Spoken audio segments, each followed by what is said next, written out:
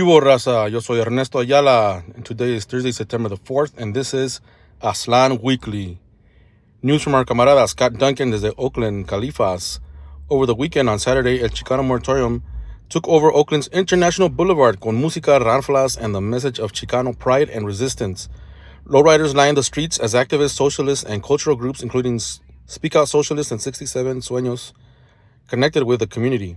At the nearby Eastside Cultural Center, posters against police violence were displayed alongside a wheat paste auction with works from Artista Ori Original, internationally known for his Justice for Our Lives project honoring victims of police brutality. Messages against ICE and the genocide in Gaza spread across the neighborhood, blending art, politics, and lowrider cultura. And from Nevada, Aztlan, Nevada. Last Saturday, stores in Southeast Califas, this is still from Califas, including the Lotto store at Prim, were hit with a wave of lottery-fevered locals and a flood of Las Vegas gamblers hoping to strike it big with a Powerball jackpot. As of last Labor Day, Monday, the jackpot is at one of its highest ever, over $1 billion. Ironically, Las Vegas is visited by millions of people each year to gamble their earnings. But because Nevada has no Powerball jackpot, Las Vegas locals wanting to win are storming lottery tiendas in neighboring states, especially those in Califas and Arizona. Though gamblers have high hopes, the odds of winning the jackpot are 1 in over 290 million. A very slim chance, if not practically impossible. From our camarada Chista Garcilaso, desde Arizona, Aztlan. As stricter immigration enforcement looms, Arizona's raza and Spanish-language media outlets, incluyendo La Onda Radio and Proyecto Progreso, have launched a statewide coalition. Their goal is to make sure Spanish-speaking families know their rights with clear bilingual messaging, social media, and PSAs, public service announcements. Raquel Terán, director del Proyecto Progreso, explained, Spanish media outlets have a committed history of covering the real-life impacts of anti-immigrant and anti-Latino policies. Quote, by the community seeing a coalition of media outlets, it hopefully produces greater confidence, and I hope it doesn't alarm folks, but rather prepares them, unquote. And even more news from Arizona's land. Last Thursday, federal health officials explained since January of this year, over 90 people in more than 12 states, including Arizona, have been found to be infected with salmonella poisoning tied to recalled eggs distributed by the County Eggs LLC of Lucerne Valley, Califas, Country Eggs LLC. Infected eggs were sold to grocery stores and food service distributors in several states. The company has since recalled their large brown cage-free eggs. However, eggs were sold in cartons bearing the brand names Nagatoshi Produce, Misho, Nijiya Markets.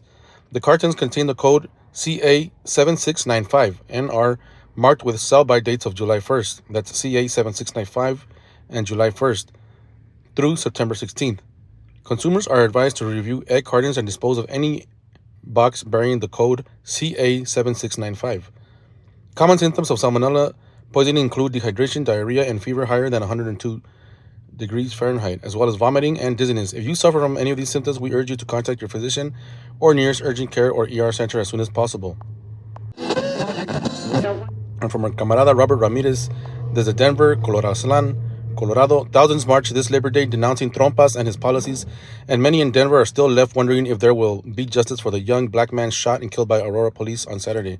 According to the Denver Post and other local news sources, the white policeman claims the man was walking towards a gun, but there has not been any proof of a weapon found on the scene. The Aurora Police Department has been involved in several high-profile killings in the black community in recent years, perhaps most notable that of Elijah McClain in 2019. The investigation is ongoing. And from our camarada Andrea Martinez desde Nuevo Mexicaslan, or Nuevo Mexico. Last Thursday, New Mexico's Indian Affairs Secretary Josette Monet addressed a federal funding stabilization subcommittee warning of the consequences of budget cuts and insisting that tribes, pueblos, barrios, native nations in New Mexico might have to brace themselves for a possible financial loss due to Trompa's proposed fiscal year 2026 budget. Up to 40,000 native residents stand to be affected, as Nuevo Mexico might see a $4 million cut to Medicaid, SNAP, and other income assistance programs, as well as $128 million cuts to tribal health resources, including funds to the Gallup Indian Medical Center, a health facility that serves 250,000 patients every year. In addition, Trompa's proposals call for a $450 million cut to the Bureau of Indian Education. And also, there's a Nuevo Mexicaslan. Our camarada Enrique Cardiel reports last Friday at Burques Robertson Park, La Raza Memorial Day was held. It was an evening of remembrance, música, cultura y pláticas organized by the local Raza Unida Party, Partido Nacional de la Raza Unida. Community members, activists, and organizers came together to honor Raza who have passed on. Special honor was dedicated to those who have passed away in ICE custody, as well as those who have fallen fighting settler colonialism. For more information, visit abqrazonida.blogspot.com. And later, in the same state of Nuevo Mexicaslan, our camarada Andrea Martinez also reports of tristezas on Sunday night. In Roswell, recent El Partido Nacional de la Raza Unida member Roman Chavez was shot and killed over an ongoing dispute. Authorities state William Fuentes, now in custody, is accused of murdering Chavez. Our deepest condolences go out to friends and family of Roman Chavez. Presente. And in more tragic news, there's the Tejaslan. Last Saturday night in Houston's east side, a group of children were pranking neighbors with a game Ding Dong Ditch. After knocking on a door at a home in the 9700 block of Mimbro, the children ran. A resident in the home opened the door and shot a fleeing 11-year-old boy multiple times. Though taken to a local hospital, the young boy died of gunshot wounds. The suspect is currently in Houston Police Department custody. Although no further details have been provided of the victim nor the suspect, authorities have said several weapons were recovered from the middle-aged suspect's home and the investigation is ongoing. Rest in peace. Also, there's a Tejaslan. Last week, the esports stadium in Dallas hosted a Migra hiring expo in line with El Trompas administration's goals to hire, train, and deploy 10,000 new fascist thugs, agents. Thousands of applicants, mostly European men, turned out at the hiring expo. As an incentive, ICE is offering hiring bonuses and an expedited training process. Protesters gathered outside the event, booing and scolding attendees, shouting, "Hey, hey, ho, ho, ICE has got to go." Critics contend Trompas is rushing lines of recruits into the streets, recruits that are poorly trained and disregard ethical and legal principles, especially those found in the U.S. Constitution, their very own Constitution. And now we bring you Aztlan y Más, our latest segment offering news not only from Aztlan, but news from all over.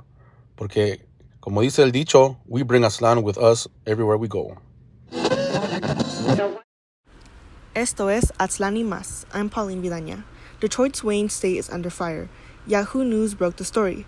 Students say the campus is hostile to free speech. One organizer laid it straight up. We ask Wayne State to honor the legacy of students having protests and dissents, especially Chicano studies. African American department studies have been brought to life because of the dissents of students. That's a reminder. Our departments, our cultural, came from struggle, not from permission. Over in Texas, Scalawag magazine reminds us of a name too many forget. Chinachli, a Chicano political prisoner who's been fighting from the insides for decades. The piece says he's not just history, he's the present.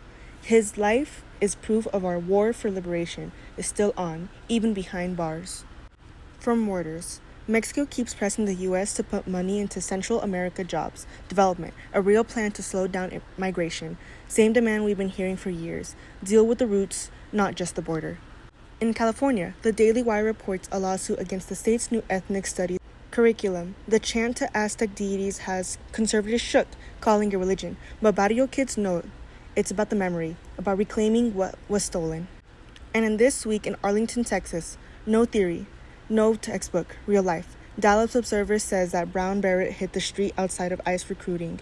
They showed up, loud, to shut down the pipeline that trains La Migra to terrorize the gente. Finally, San Francisco, the Chronicle says that about 43 out of nearly 3,800 freshmen opt out of ethnic studies. That means the next generation is walking in, learning our history, not hiding from it. And back to the capital of Sacramento, Daily Bruin reported students pushing bills on reproductive health and free community college. Shailene Beck said it best, "I feel like everybody in the state of California should have the same access." The fight don't stop, raza. It just moves. This has been Aztlan y Más. I'm Pauline Vidaña, and if you want to hear me and my compa Adan Bernal break it down, Fresh Gen Stories, Real Talk, check out the First Gen podcast on the reality dysfunction, produced by Elizabeth Ramirez. And now, eventos en Aztlan. Looking a little further ahead, our camarada Scott Duncan desde Oakland, Califas, reports Oaklandia. El Palabras del Pueblo writing workshop deadline is almost here, September 14th. Palabras is an affordable, accessible, raza-centered online space for writers at all levels. It is led by some of nuestras comunidades best Chicano, Chicana, and Chicanx authors, educators, poets, y artistas. The online workshops are limited, so apply now, raza. A new website is coming soon, but for now, you can find details and the application link at mexicanos2070.com. That's mexicanos2070.com. And search for Palabras del Pueblo Writing Workshop. Y también you can go to Instagram and search hashtag Palabras del Pueblo. And from our camarada Hashid Quintos desde Centro Califas, este sábado, September 6th, in Delano, Califas, el Filipino American National Historical Society, Delano chapter will host a celebration of the 60th anniversary of the historic Delano grape strike. There will be bus tours of historical sites in the morning, assisted by your camarada Hashid. Later, elders such as those descendants of the original Huelguistas of 65 will be honored. Come and enjoy food, música, and discussion panels. Speakers and organizations involved will be Desiree Rojas, daughter of the late El Rojas, co-founder of the Independent United Farm Workers. Also, Carlos Pelayo y también el Partido Nacional de la Raza Unida, the United Filipino Organization, the Dolores Huerta Foundation, y también the Chavez Foundation. This event takes place on Saturday at Robert F. Kennedy High School. That's 1401 Hiett, Hiett Avenue, Delano, Califas. For more information, visit fanhsdelano.org and search the events calendar or call 661-606-9554. Now, desde Riverside, Califas, this Sunday, September 7th, the Cheech Marin Center for Chicano Art and Culture invites you to its last free summer Sunday event. Admission to the museum and its large catalog of Raza and Chicano-centered art will be available to view free of charge, thanks in large part to the Art Bridge Foundation's Access for All program. Please RSVP. For more information, visit riversidemuseum.org and search events. And from our camarada Chista Garcilaso desde Phoenix, Arizona, Aztlan, this Friday, September the 5th, is Barrio Mic Check. Phoenix Chicanx Voices, Phoenix area Chicano, Chicana, and Chicanx rappers and poets are invited together for an evening of palabra and spoken word. Xicacayao is calling on guerrilla artists to come together. Let's burn, let's build, let's rise. For more information, visit Instagram.com/Xicacayot and send a direct message. Again, that is Xicacayot, spelled Xicacayotl. Also on Sunday, Palabras Bookstore will host breakfast with the Remedy.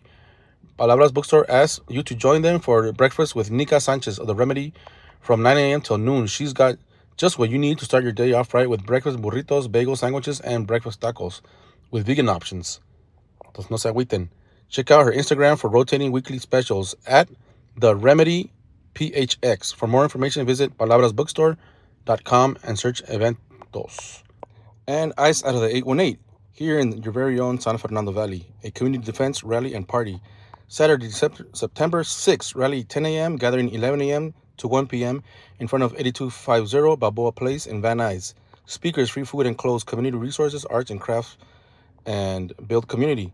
This is in part being organized by La Raza Unida Party of the San Fernando Valley, and it's taking place at the site where dozens of Raza has been abducted and disappeared, and including myself and other Partido members have been taken from. This is the Van Nuys Home Depot on Balboa and Roscoe. We are organizing this together with other community organizations this Saturday. Again, that's this Saturday, September 6th, from 10 a.m. to 1 p.m. in front of 8250 Balboa Place, Van Nuys. Join us. And finally, Aztlan Weekly would like to hear from you, Raza. If you reside anywhere in Aztlan and would like to share newsworthy events with us, or if you would like to make a special shout out to family, friends, y queridos, cáiganle, shoot us an email at aztlanweekly@gmail.com, or you can find us on social media, search Aztlan Weekly. Gracias, que viva la raza y que viva Aztlan libre.